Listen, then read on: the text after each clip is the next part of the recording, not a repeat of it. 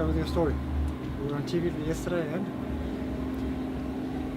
Well, all part of our partnership with Dimension Data at the Absa Cape Epic is to enrich the viewer experience and enrich the fans when they're watching the race, and how they view the race, and also to enable the riders with a lot more data.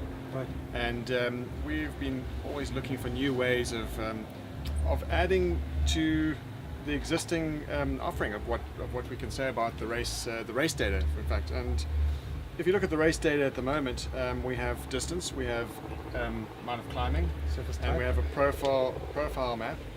And the one thing that we don't have a metric on, and actually a measurable metric, is what the track surface is. Yep. And it's quite a critical thing when you're identifying each stage and identifying the obstacles and the difficulty of each stage is understanding how hard that stage is going to be. So if it says 85 kilometers, and if it says 1500 meters of climbing, it still gives you not really a good idea of how hard that stage could be. And that's why we're here. If I can throw in there, so when we started with the Tour de France, I mean, data was everything. Data analytics was our objective.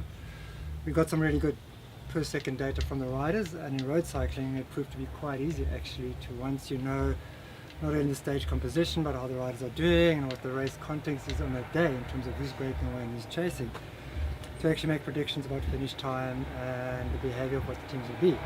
But we found in mountain biking it's entirely impossible. So we did some data work last year, and we quickly figured out that there's so much more in mountain biking that has an impact that we thought this year we're going to try something new and get twistiness and roughness and the technical level of the actual stage. And for that we engaged SRAM, who've actually built this little thing here.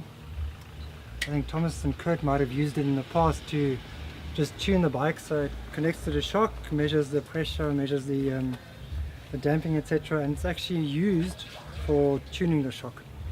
In our case we want to use it to, when we do a route design, we ride a route in the first iteration of this, to then add to the metrics that you spoke about so that we can see.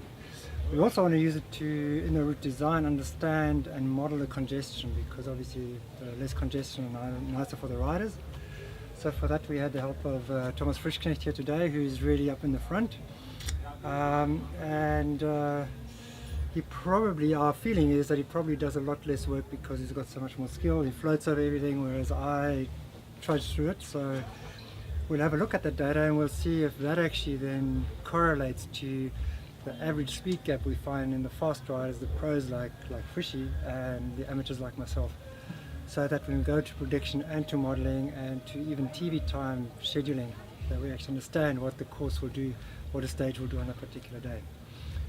And then in the end game, it would be absolutely fabulous to add to the live streaming icebreaker that we started in 2016. It's a full show now and it's going fabulous this year again.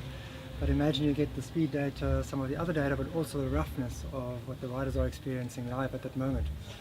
So that would be quite an achievement for 2019, I think. Well, obviously it's still very much in experimental phase right now. We're still looking at all the metrics, and Sure. thankfully for our partnership we have people your side who can do all of that. Yes, we do. What our riders need to know is how hard it is, and that's really going to add a lot of information to. We can see here we've got a profile sticker and the distances and the climbing and all of those metrics. If we could add another metrics, another rating system, which we do have for every stage, we have a 5-star rating system, and we'd love to be able to add to that. You really shouldn't have shown me tomorrow. I'm just recovering from today. Thomas, Kurt, anything from your side you want to add maybe about the partnership with SRAM for the team, where you see this might be going? Well, you know, for us it's a new source of data that we haven't been looking at before. It's a brand new way of measuring what the suspension actually does. Right. We do the setups kind of from the guts, you know. Each pro, someone like Nino, he knows exactly tire pressure he wants. He goes out and rides suspension setup. He can tell you by every little bit if it must be more or less, but it's still kind of something that comes out of his feelings, and it's not actually a measured data that we can Yeah. compare, maybe also for different World Cup courses or in a Cape Epic, that we can actually see what's Yeah. going on. Yeah. And this is a brand new possibility for us to understand better what actually goes on while we're riding especially in rough terrain, and this will help RockShox in our case and Scott to make better bikes for the future, so it is we're in the beginning phase of this whole thing, but this new source of data is certainly something that will help to improve suspension and bikes for the future. I think it's going to be, I can't wait for the data.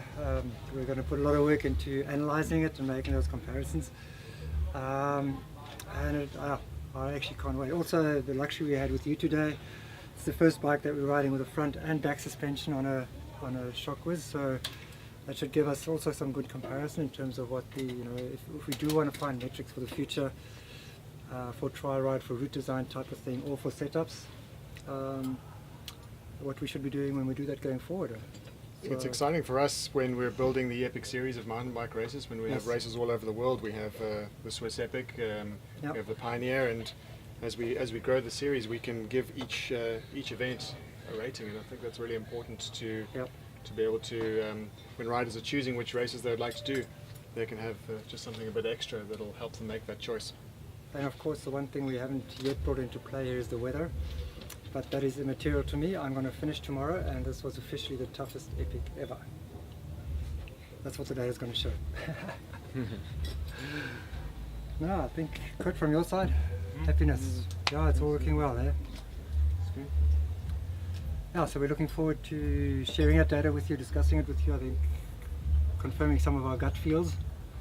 Maybe And I just want to proving see where it we're too, totally wrong. Yeah, yeah, absolutely. I want to see it too. Absolutely. No, we'll do that together.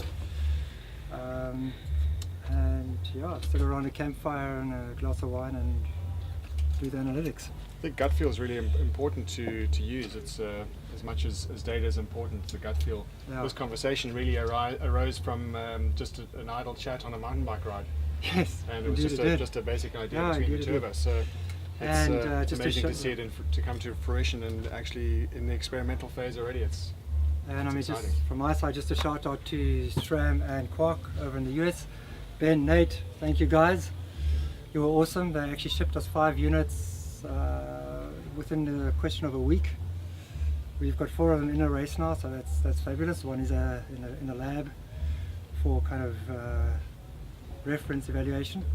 But thank you very much.